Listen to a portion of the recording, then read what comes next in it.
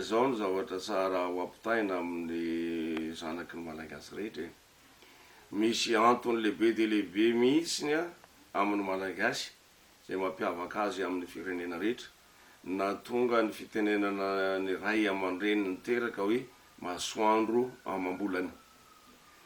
Ka ny masoandro amam-bolana dia noverina fa toy ny hoe Andriamanitra ety an-tany satria nahary tongotra aman-tanana. Ny isa taona zany sy ny isa volana sy ny isa andro sy ny isa ora dia mifandray amin'io masoandro amam-bolana io. Ka ny fivelomana sy ny famelomana rehetra eto an-tany, indrindra eto amin'ny tany gasy, dia miankina amin'ny masoandro amam-bolana.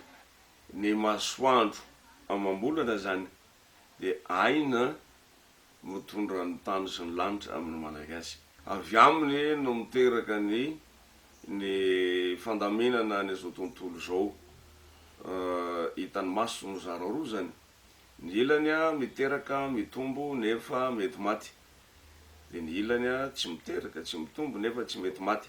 Ny miteraka mitombo nefa mety maty dia ananan'ny masoandro amam-bolana fahefana tanteraka. Ny zava-maniry rehetra sy ny zava-mananaina rehetra zany na anatin'ny ranomasina na ety ivelan'ny tany na ao anatin'ny tany dia mahazo aina sy mahazo hery ary mahazo famelomana sy fivelomana avy amin'ny masoandro amam-bolana. Ireo anefany dia mifamelona. Ny zavatra rehetra zany amin'ny gasy nohon'ny ny fandaminana io masoandro amam-bolana io, mifamorona ny zavatra rehetra dia mifamelona, dia mifamono, dia mifampihinana, dia mifamorona ndray. Ohatran'izay hatrany.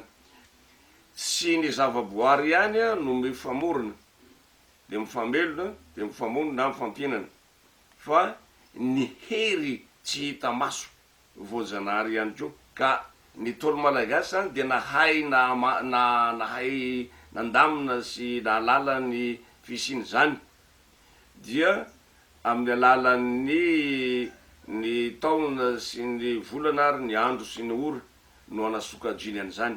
Hoe amin'ny vanim-potoana toy inona ny volana no mamorona ny zavatra rehetra ety an-tany, dia amin'ny vanim-potoana toy inona izy no mampifamono ny zavatra rehetra.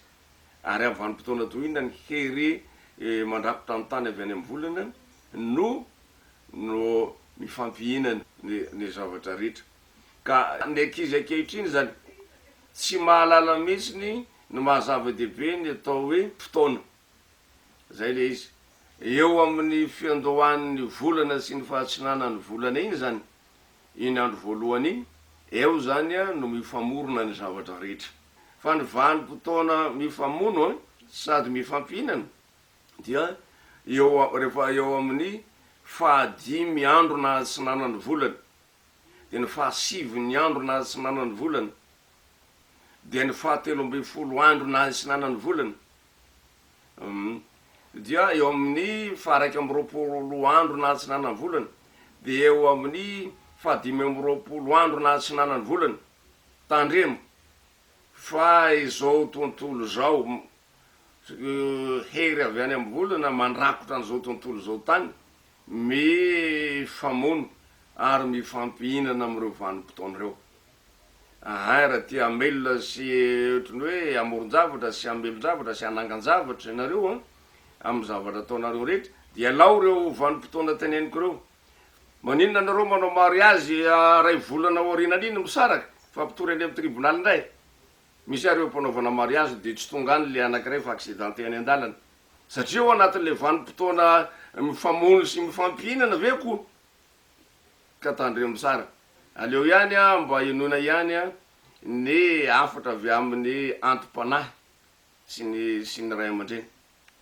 Ny fiainan'ny olombelona zany sy ny zavatra rehetra mahasoa azy manodidina azy, na fambolena io, na fiompiana io, na fanabeazana io, na ara-pahasalamana na ara-piarahamonina, dia tsy maintsy hajariana.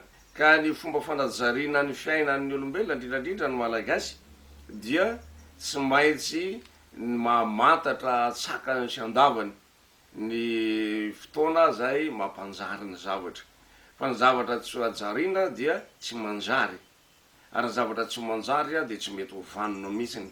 Ilaina ny mamantatra ny andro tsara sy ratsy, mahafaty sy ny mahavelona fa io andro kory a zavatra manana hery lehibe noho ny vitamine hoaninareo io no any calcium hoaninareo ary mora tsara lavitra no ny diplôma nananareo ny fahalalanareo a ny toninandro sy ny vaninandro tsara sy ratsy. Samihafa manko ny toninandro sy ny vaninandro reo. Ny toninandro de mamaritra eo amin'ny fiatomboany sy ny fiafarany fa ny vaninandro ny vanim-potoana laniny ny andrefesana azy. Ka noho izany a dia manontany ny olon-dehibe manodidina anareo fa ilaina amin'ny malagasy no mitety andro, ilaina ny fanajariana ny fiainana amin'ny alalan'ny fahalalana ny andro tsara sy ratsy sy ny fitetezan'andro.